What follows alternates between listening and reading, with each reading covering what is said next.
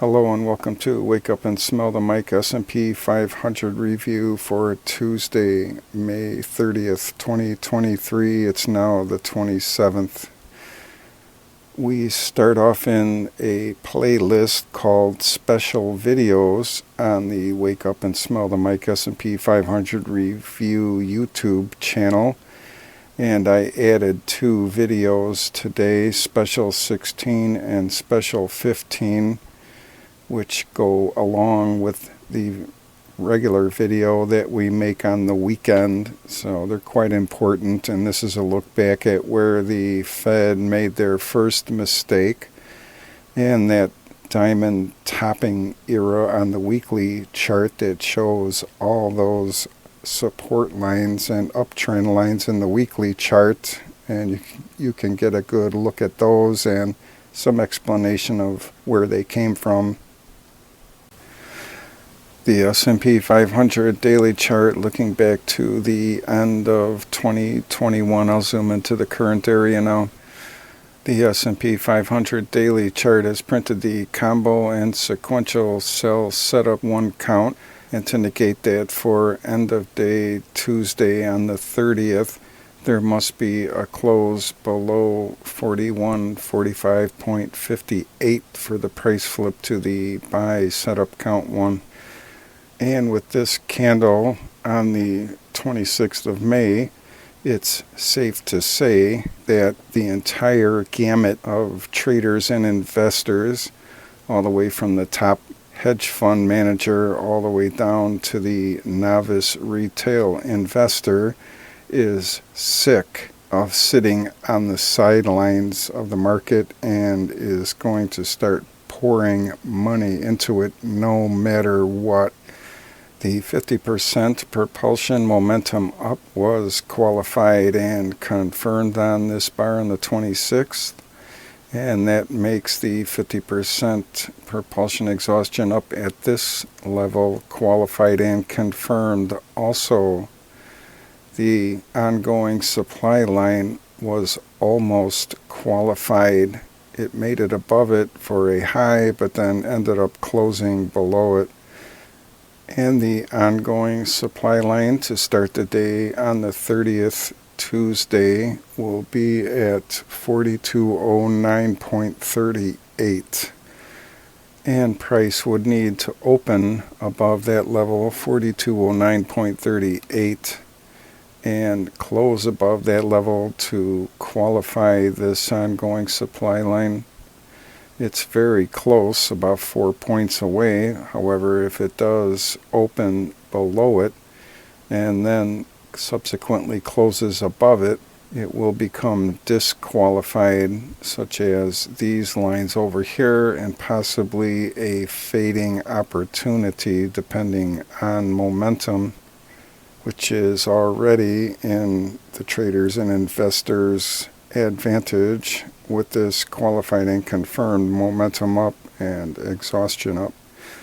So get this ongoing supply line qualified and keep blasting. Tag this qualified and confirmed exhaustion up could mean further upside movement.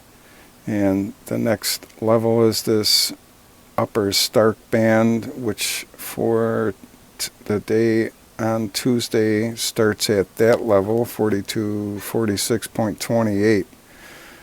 Channel 3 high is right above it, 4254.05, and that qualified supply projection is there too. So there could be some supply brought to the market up here in the form of selling. If not, and it just keeps blasting through that, then we have the relative retracement disqualified up to at 4311.69, which has been our target since level 1 was qualified. And that was over here on March 29th, where it became qualified and confirmed. And if the hard-line Republicans in the House of Representatives keep blowing their trumpets and don't put them down, it's down to the 4,000 level or below. Here's trend factor down to at 3980.23. And here's a view zoomed out a bit. The ROC 1, ATR2, and PPO Extreme chart shows the ATR2 poking above its volatility line at 50, and the ROC 1 went above its positive volatility line at negative 1.0, ended the day at 1.30. Day before it was under its negative volatility line a little bit. You can see in the thumbnail under -1, and the PPO Extreme took a nice jump up. It's at 4.04% above zero. I changed the S&P 500 price to a line chart to reflect closes, so you can see the divergence here. Price is headed up and the AD line is headed down, so that's a big time bearish divergence. On the candle chart you wouldn't see this, there's no divergence, so that's why I'm using the closes. And the AD line fell below the support and resistance line and dashed red here quite significantly. It wants to hook back around and head up. And the stocks above their 20 simple moving average and the S&P 500 really not doing much. They're still well in the red zone, have yet to get to the equilibrium 50 and get back into the green zone, so that's not looking really good. And that has a downward trajectory arrow for a bearish divergence also. And the MACD did go above its signal line here, you can see in the thumbnail, but it still reflects that bearish divergence from quite a long time ago in February, so I just left it like that. It needs to start hitting that and bumping that up too now. And the RSI 14 shows the bearish divergence too, with a downward trajectory on its arrow here, along with the on balance volume downwards trajectory on its arrow. So everything is pointed down there on the indicators, and price is headed up on the line chart reflecting closes. The NYA top caller chart, we start off with the NYA to SPX ratio, basically value versus growth, and it has been completely blown out of the water. My nice little neat value having a top here, double top, then growth, had it stay in the sun, bottom, top on value, bottom on growth, top on value, all nice and neat, and is completely destroyed. So I'm going to have to rethink this one. It's absolutely incredible. And a quick pontificated opinion about AI. If robots start taking regular people's jobs, then the workers that have been displaced should get a cut of their salary from the robot.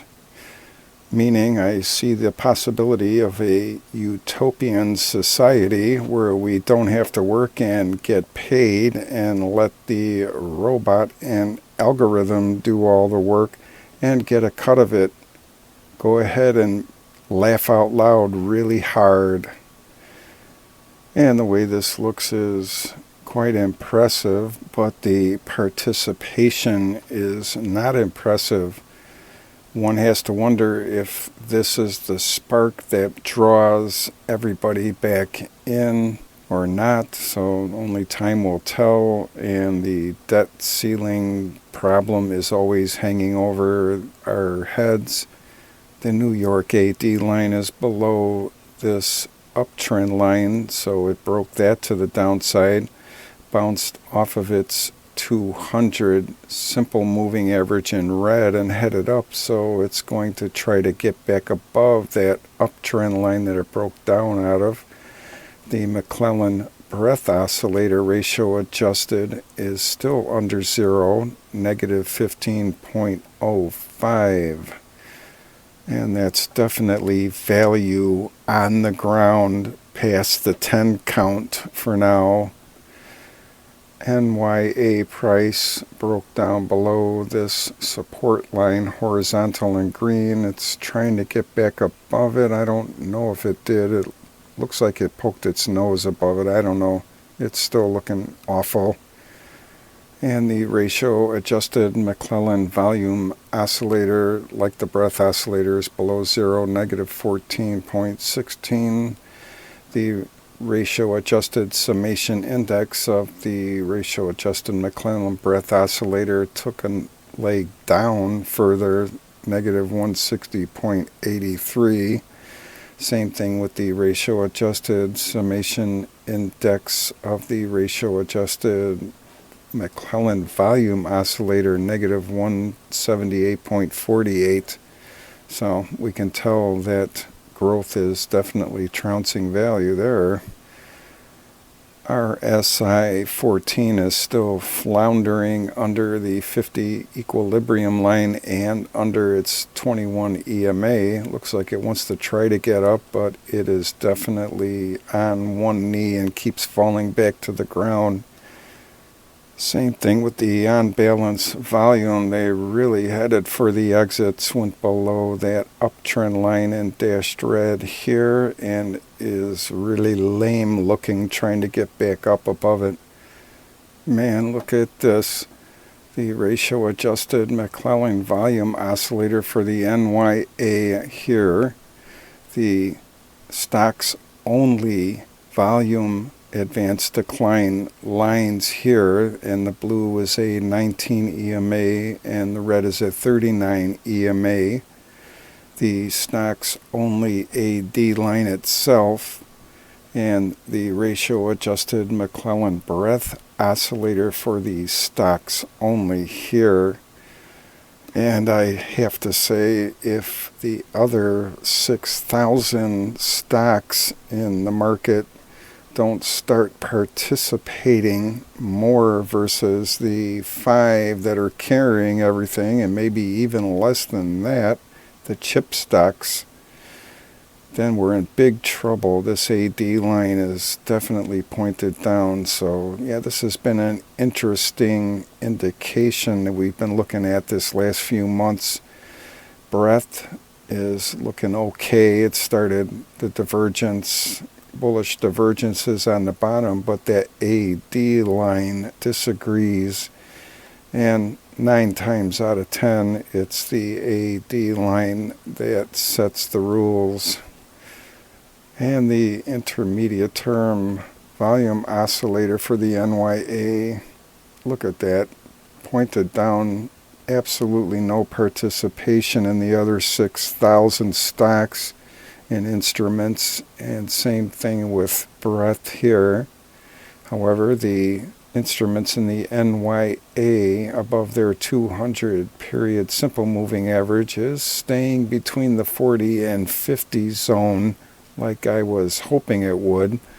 So if this can keep up like that and everybody can regroup, we get past this debt limit thing in a positive way, and this will definitely turn around.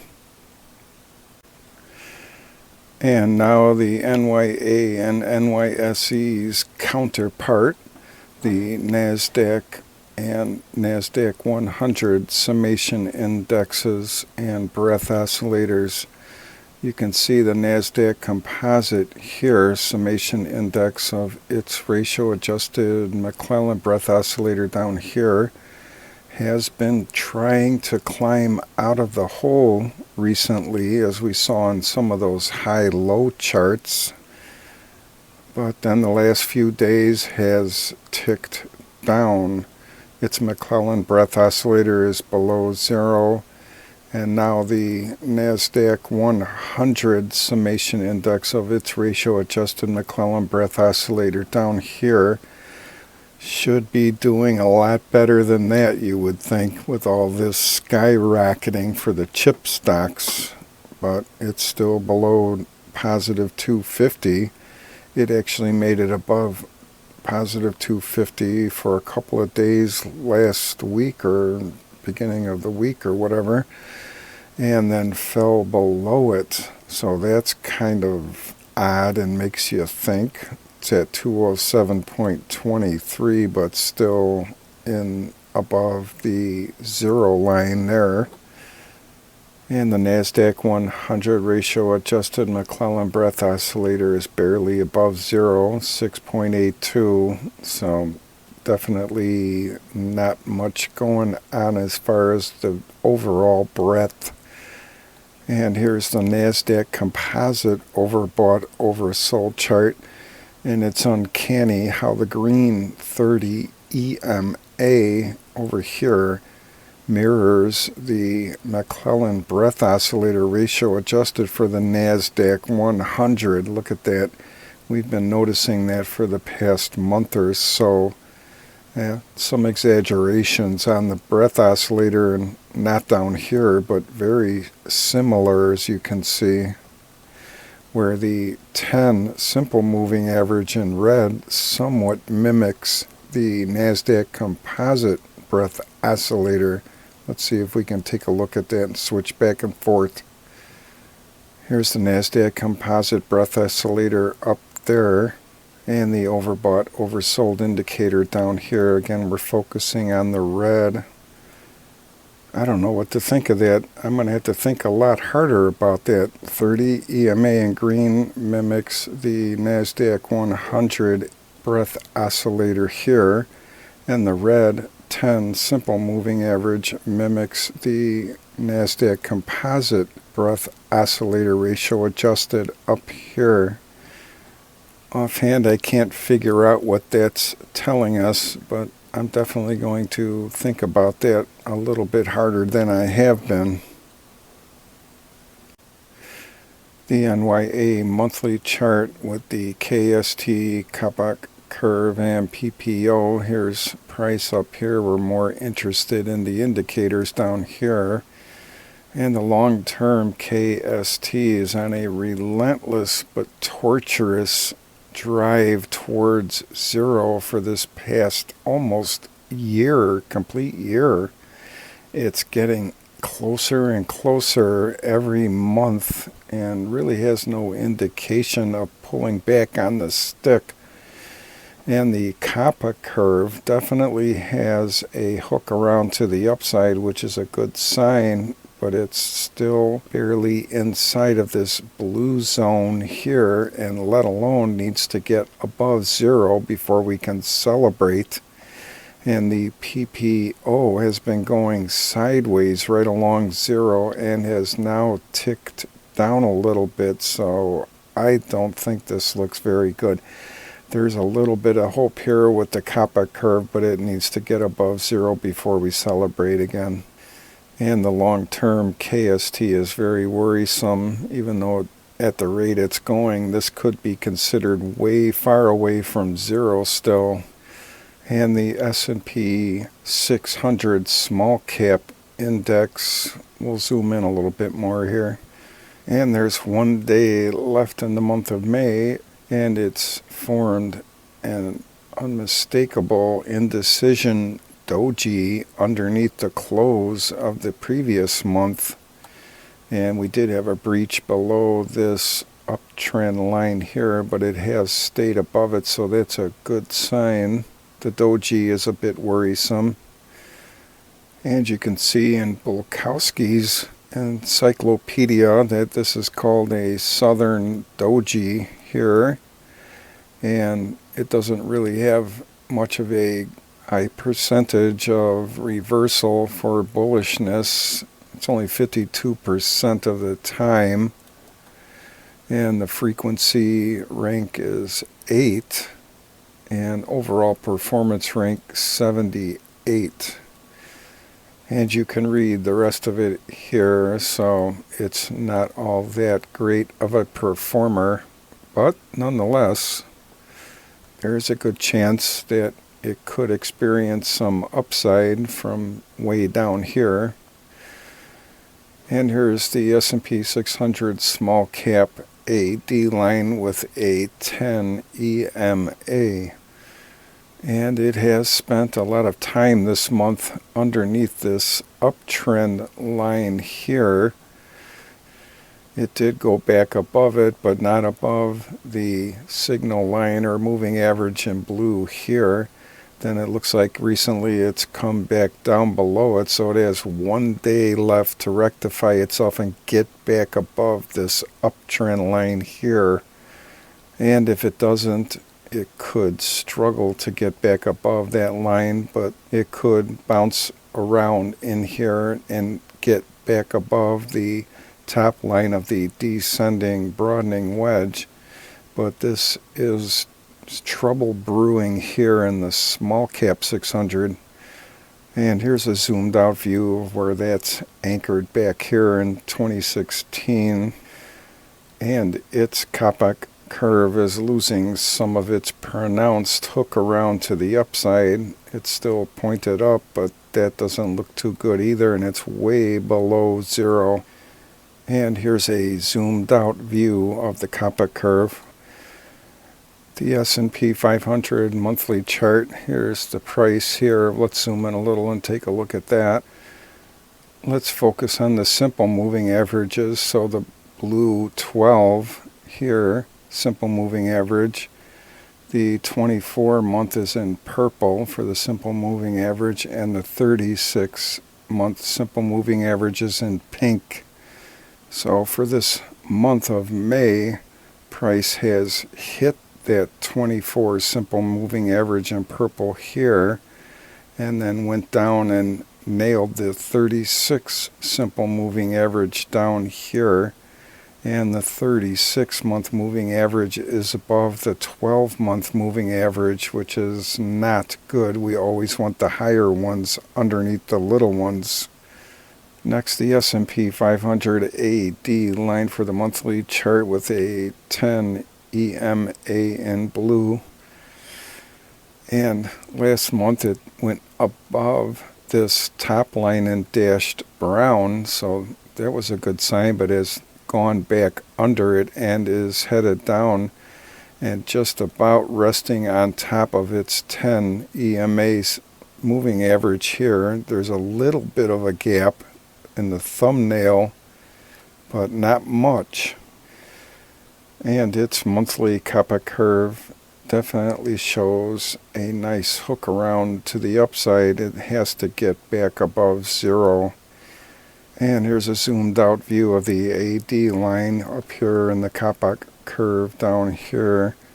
You can see it went very low during the great financial crisis. We never even rivaled that at all, hardly this time. That was incredible back here. And the Shanghai Composite monthly chart. Wow, look at that.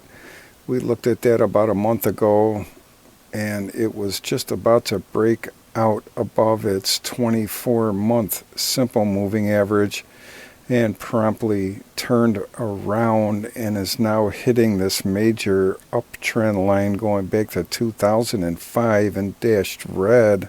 Let's zoom into this area. First, you can see that price at 3212.50 is still above its 12-month moving average here. However, still well below the 24-month average that it almost looked like it was going to break out of. Let's take a look. So again, price is right on that dashed red trend line here. Then it has this neckline of the still valid head and shoulders topping pattern in purple, as it didn't hit the measure rule down here. So it still has a chance to get through there and go after that, as it did not get above this horizontal purple line going right across the right shoulder here. I suppose now would be a good time to lower the bar and maybe take this purple one horizontal here and then make it angled off of this peak here. Let's see what it looks like. Okay, I changed that. So if price can somehow bounce off of the 12 simple moving average, this neckline and that red dashed uptrend line from 2005 and head up and get above this purple line here that's now from the right shoulder down to this peak, we can negate this head and shoulders topping pattern. Till then, it still remains valid for downside here. And its COPPOCK curve over here in the main window doesn't look as good as it does in the thumbnail, so if we're looking at the thumbnail, that looks pretty good, but still it seems like it's light years away from zero like the rest of them. And the NASDAQ composite monthly chart, you can see price blasted above the 2-year or 24-month simple moving average here in blue.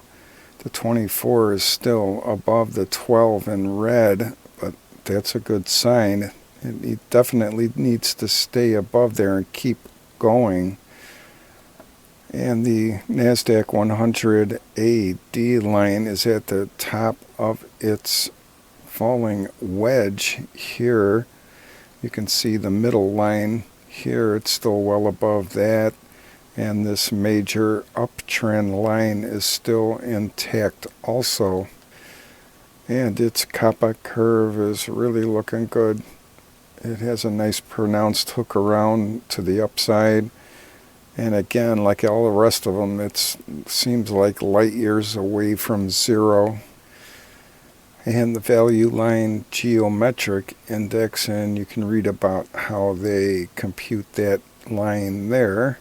It looks like it's still above its 8-year moving average and dashed red or dotted red here, and still well above this dashed uptrend line.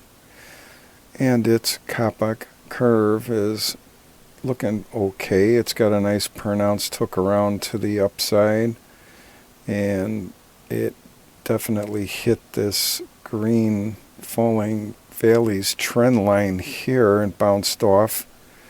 And it looks like there's an equilibrium line at 350 here, so it would need to get back above that. And the All Country World Index ACWI monthly chart shows the MACD looks like it wants to eventually get back above its signal line here. It's still above zero. And the RSI 14 is barely above 50 to 54.19, and it looks like it wants to get above its 21 EMA signal line at 54.56 over here. Price is looking good as it's still above its 12 simple moving average in blue, so that's still okay and not too worrisome.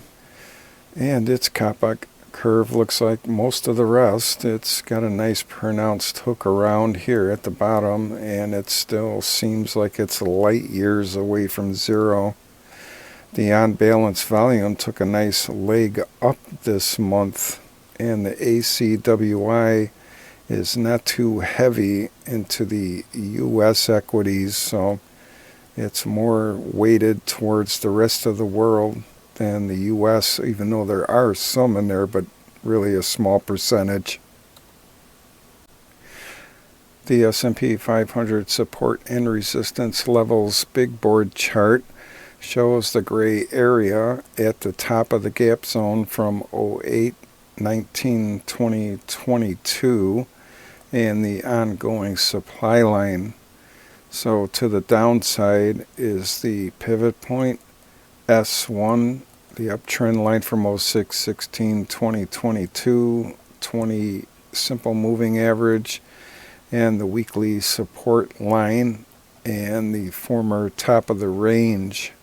So we should stay in the 4100 zone, you would think.